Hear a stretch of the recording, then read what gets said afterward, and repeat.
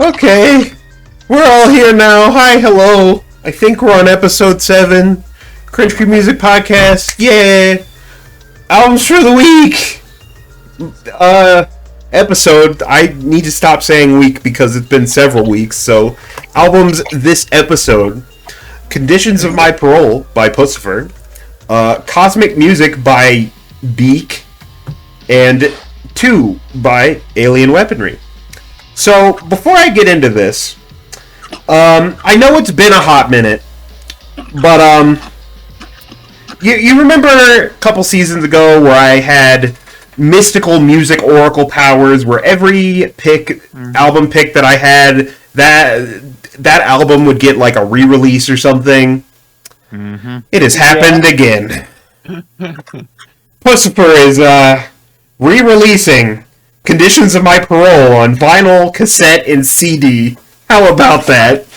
Jesus. It comes out in December. But yeah, this album, I feel like I've talked about this one before, but I can't find the episode on it, so I guess I haven't, but it sure feels like I have, because I'm very surprised that I haven't talked about Puscifer yet. So this album is probably my favorite, or was my favorite up until I think the newest album came out, but it's still pretty solid. This was maybe the first Puscifer album that I got into back in high school. Maybe back up a little bit. So Puscifer originally started as the solo side project of Maynard James Keenan from Tool. And then he eventually brought on a couple of frequent collaborators as permanent members. So this is their second studio album. Their first album, V is for Vagina, is, I'd say it kind of leans into more industrial kind of stuff, and then there's a remix album that goes along with it, and so every studio album that Puscifer does, they tend to release a remix album, and so their newest album, Existential Reckoning, has a remix album coming very soon that I'm excited for. But anyway, getting back to Conditions of My Parole, each album kind of, at least from this one moving on, kind of had a theme going on to it. So when they would perform the album live, Maynard would, in complete opposite from when he performs with Tool, would come out in these ridiculous costumes, center stage. It's a show. I saw these guys live earlier in the year. They're touring for the current album. It's incredible. Probably one of the best concerts I've been to in a while. It's fantastic. So for this album, he was kind of dressed as this kind of country redneck sort of rocker guy, right? And they have a live DVD that goes along with it that I've been meaning to watch. But anyway, it's kind of got that kind of vibe going on with it. I'd say it's more of an alternative rock album with like some very slight kind of country vibes going on. Still some weird industrial stuff going on, but overall it's a rock album. And for the longest time, I thought this album was perfect. I didn't think a single song on this thing was bad. Even what is it? Man Overboard, which is kind of like a weird anomaly on the album, but it's an interesting song, I'll say. This album I would maybe give, like, if I had to rate it like an 8.5, I still think this is a damn good album, front to back. I think the opening is a little weird into Tiny Monsters. I don't know that's a good opening, but that aside, damn good album. Front to back, this thing is really fucking cool. Yeah, it's good. That's all I got. I actually prepare to shun me, Mike. I've never listened to Puscifer before this. Listening to Tool, like I've seen Tool live, and going from that to this is jarring. Mm-hmm.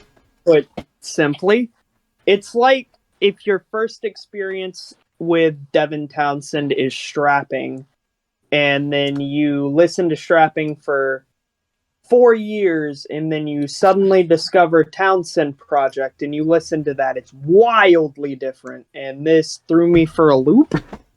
Yeah, this is nothing like Tool. Oh yeah, it could literally not be more different. It's not bad. It's weird. It's good, but hearing Maynard sing like that versus how he sounds in Tool is like weird. Because one of my favorite songs is Chocolate Trip, or not Chocolate Chip Trip. Jesus Christ, my brain died. I mean, that is a Tool song. It is a Tool song. It is a very good song, but that's not the one I'm thinking of. My brain is fucking kill. Bing, bing, bing, bing, bing bong. I can't think of it offhand. Anyways, going from listening to that to listening to this is jarring, but in a good way. I liked it. Yeah. Yeah, I, much like Steven, also did not listen to a Puscifer album until this one. So I was also in for kind of a surprise. Because I've seen both Tool and Perfect Circle live and heard their albums, but I've never even thought about listening to Puscifer before. And I gotta say, I might like Puscifer more than I prefer his like other projects. Like, Yeah. I like Tool a lot, I do, and I think Stone Sour is okay, but I think Puscifer, I personally will probably enjoy listening to Puscifer more. Stone Sour is a wrong band. Perfect Circle. You're good. I think they sound somewhat similar. Stone Circle. Perfect Circle. Yeah, that one. Perfect Circle. Jesus Christ, I almost combined them. Perfect Circle. Fuck me. Have we all been smoking? Is that? I mean, I have been, so. Me too, buddy. I enjoyed this one. It was fun. It was much more laid back, I guess I could say, than like the other ones. Like I said, I didn't know exactly what to expect. But I enjoyed it a lot. Yeah, I'm probably gonna out of the all three, I'm probably gonna listen to this one the most, or go back to listen to this one more. Yeah, and definitely check out the remix album for this. That's also very cool. Bet. But anyway, we will move on to whoever would like to go next. I want to hear y'all's opinions on mine. All right. Well, first of all, explain yourself. Okay, so this band is signed to one of my favorite record labels of all time, Napalm Records. They're a power metal record. These guys are from New Zealand, and they're actually of Maori descent. That's what you said. Yeah. And they're trying to bring attention to the language because it's dying. New generations aren't learning it. The traditions aren't being taught because of Western culture, like, pervading the whole country. Like, I mean, you kind of can't get away from it. It's either English or Western influence, with a lot of it coming from like big names, people being drawn more towards American media because of The Rock and stuff like that. So they're abandoning a lot of the old ways and not really learning the meanings of the songs, or the language and stuff. But they started as a project singing most of their album music in Maori, and then it became extremely popular, so they just kept doing it, and I think it's really, really neat.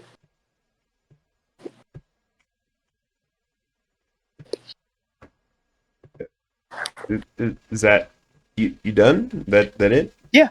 Okay. Yeah.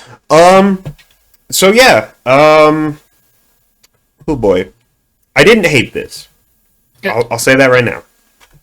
So an interesting thing about this band, like you said, New Zealand, some of the songs they do entirely in Maori. That's really fucking cool. Another interesting thing, these guys are super young, by the way. Like, I'm talking 15, 16, 18 when they recorded this record. I think when I was I'm looking at this, they were 10 and 8 years old when they met. Holy shit. So when the band formed back in 2010. So these guys are really young. which was surprising to me. Apparently, the name of the band comes from the movie District 9, which I remember seeing but couldn't tell you anything about. It's been a while.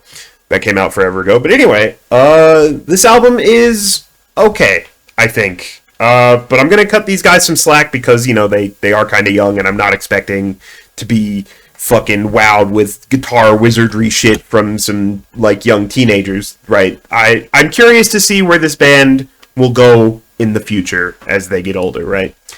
But if I had to compare what this is and just kind of talk about it as it is, I'd say it's good for what it is. It reminds me of they try to market themselves as thrash, but I don't really see that much. It reminds me of maybe Lamb of God or maybe some certain Slayer songs, but like I said, I don't hate it. It's kind of all right. It's fine. I get it. It's not stellar, but I think their age. Yeah, they're so young in doing it, and they're signed with one of the biggest record labels in existence for the genres they're going for. That in and of itself is wildly impressive, and then on top of that, they're trying to uphold tradition. Yeah, for sure, and not trying to discredit them for that. I'm curious to see how they evolve over time. Yeah, I think, 5-10 years from now, they could be a really, really big household name, to the level, maybe not to the level, Jesus Christ, I can't talk, I'm having a stroke, of Megadeth or Slayer, but maybe somewhere in the realm of I don't know, Bring Me the Horizon, have a small cult following. Yeah.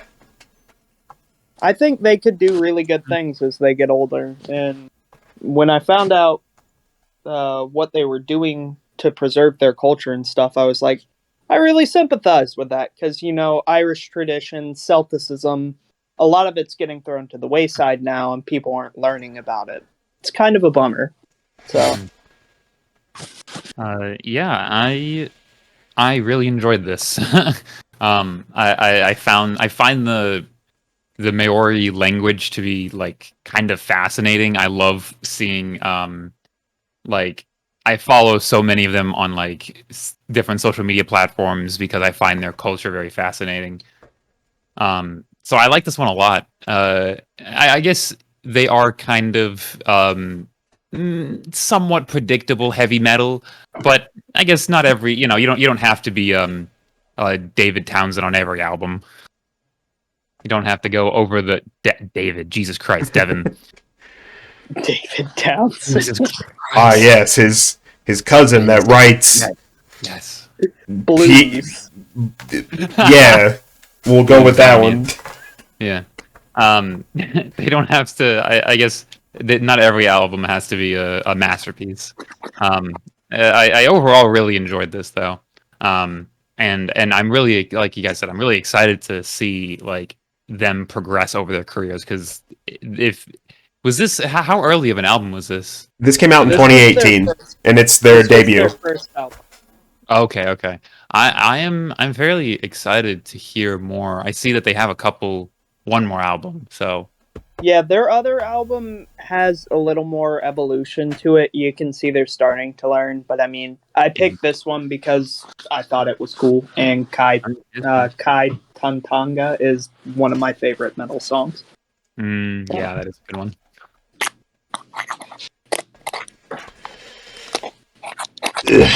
Well, that leaves whatever the fuck Conley picked. Yeah, I picked. What is this ambient shit? So how I literally the main reason I picked this is because I was watching one of Anthony Fantano's New Music Fridays. I heard 2 of these songs, oh, I like this. I'm gonna pick this one next time, having not known a single other fucking thing by them. But I really enjoyed this ambient kind of I kind of felt like the first one was very ambient. The second one had a little bit of a psychedelic, the guitar work and the drums were very nice, more psychedelic. And then I thought I think it was the number 5 or 6 that had a lot of synths to it. I was there was an interesting little bit of evolution throughout the album. I really enjoyed it. I honestly probably liked whenever I can actually hear them playing the guitars and the drums. Like I can actually hear the live drums. I think those are probably my favorite parts. But this is a very small project with less than 100,000 monthly listeners. So I'm definitely gonna look out for more of their stuff. So thank Anthony Fantano for that one. Good old Melon. Yep. I was pleasantly surprised by this. So the first track, I put it on, and it's just vibrating my entire head, and I'm like, alright, what the fuck is this? And then it just turns into, like, this one big, long psych rock track, and I'm like, okay. I enjoyed this quite a bit. Some parts of it, even though I'm not really a big fan of the game and I haven't really played much of it, it reminds me of some tracks that I've heard of, like on like the Risk of Rain soundtrack in some points. Oh yeah. But yeah, like this was really cool. It's basically just the intro and then one big, really long song, more or less. Which is cool. I like when stuff flows into each other very well, and it felt like it did that. So, like this quite a bit. Yeah. It kind of cool. I liked it more than I thought I would, but also I was very jarred by it, like Mike said. I had no idea what I was listening to. Not to say that it's bad, it just jarring not knowing what I'm trying to listen to. Mm-hmm. But I mean, it was good. I might have been perhaps a little elevated while listening to this, and it was a very enjoyable experience. Yeah. So that is albums for the week. We're a couple weeks late on this, but I do have a concert to talk about. I saw Slipknot a few weeks ago. Yeah, fuck you. So they're currently doing Knotfest Roadshow. I forget who the first opener is, but the one opener that I was really excited for because we talked about them on the podcast, Ice Nine Kills. They had an incredible show, to say the least. Tons of different, kind of mask changes, killing people on stage.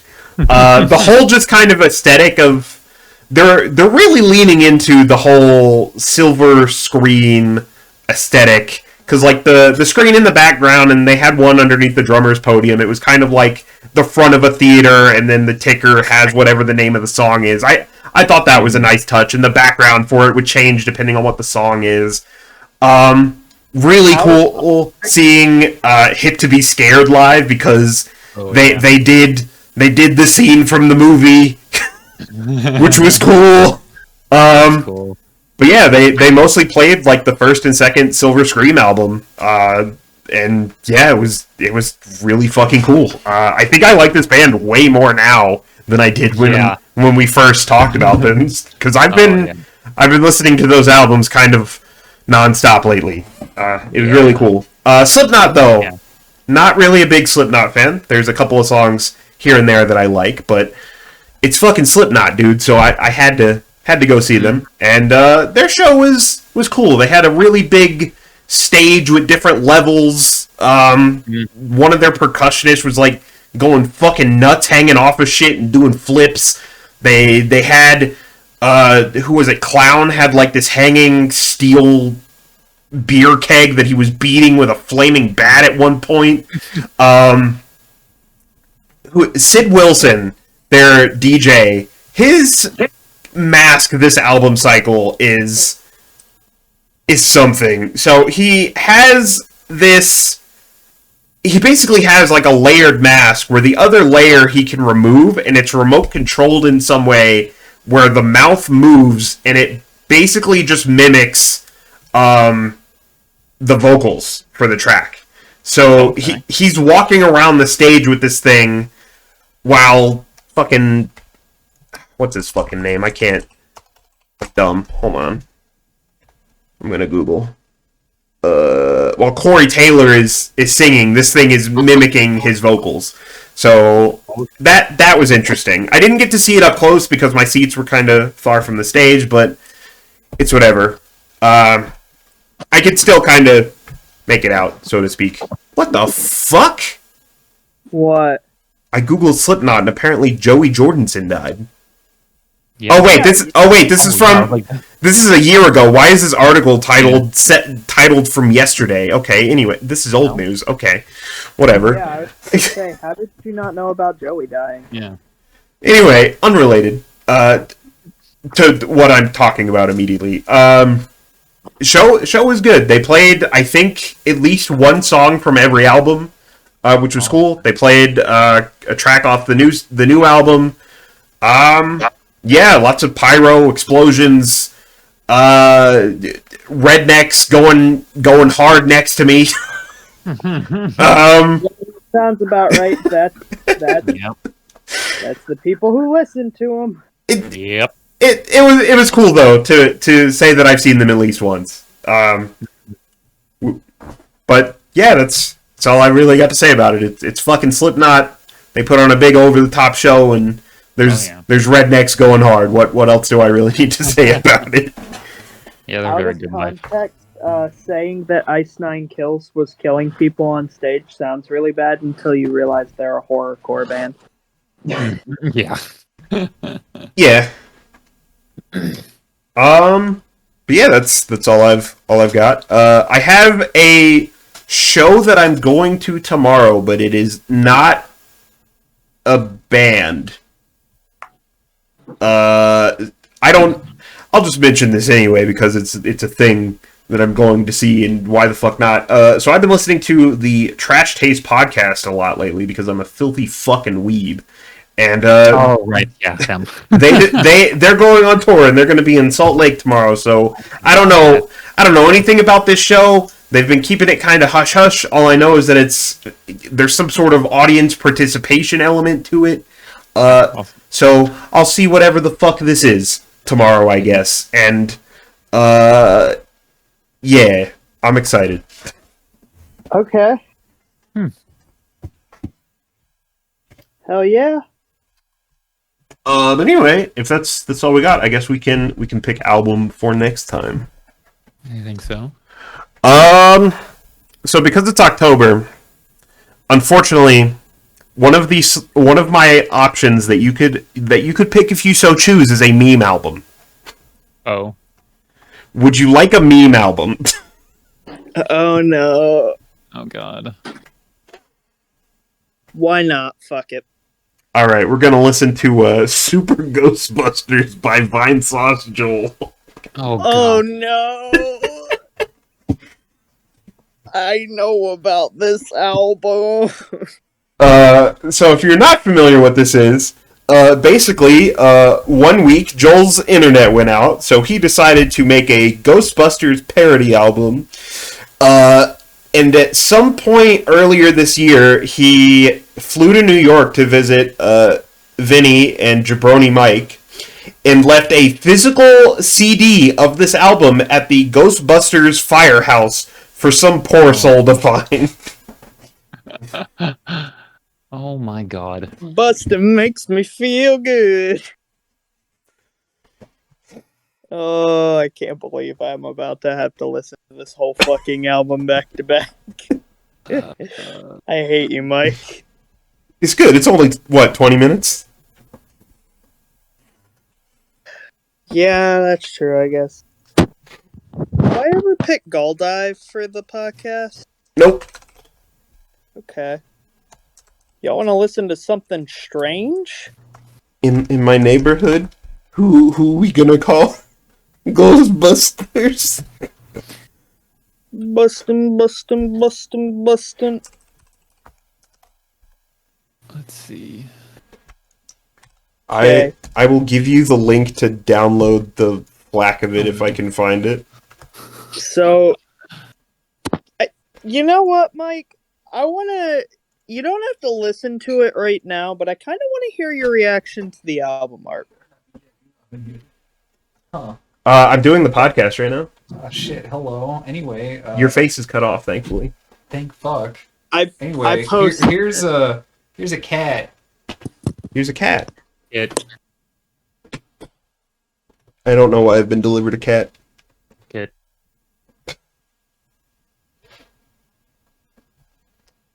All right.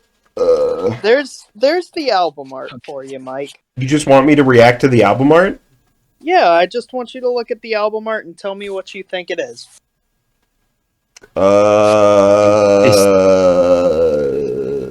It looks like a face. Well, what genre would you think this music is? Oh, what genre do I think it is? Yeah. I mean, based on the album cover, maybe like 80s punk or something, but I guarantee it's probably not that. Yeah, I was gonna guess so like wrong. avant-garde, like soft rock or like soft jazz or something. Yeah, closer to that. Oh, okay. Ah, okay. That makes sense. Kind of looks artsy. Yeah, I think you'll like it. Well, I think you'll like it, Conley. I don't know if Mike's gonna like it. He doesn't tend to like slower paced stuff, but we'll see. I don't know if you guys will like Scarlord, so fuck it. Oh, I'm familiar with Star-Lord. Okay. In fact, let me check something here. Okay, weird. I'm aware of who he is. Okay. All right. Mike is aware of who he is. He is it's kind of like, he was probably one of the earlier people that was considered like trap metal or like rap metal kind. Not rap metal, more of that like trap metal kind of way that started. I think I've heard like one song by him, and I thought it was all right. So I'll probably like this. Yes, it was probably Heart Attack, and yeah, mine's. I don't think I've ever picked an album like this for the podcast. Let's put it that way. Okay. I don't know whether to be afraid or excited. Maybe both. Yeah, that's what it sounds like. All right. I think you'll wind up liking this. I really do. Not even joking. I mean, even if it's weird shit, I'll still like it. So. Yeah. Alrighty. Well, if y'all got nothing else, that's gonna do it. Yeah. Mm-hmm. Yeah. Alrighty. Catch y'all next time. Steven, though, stay put.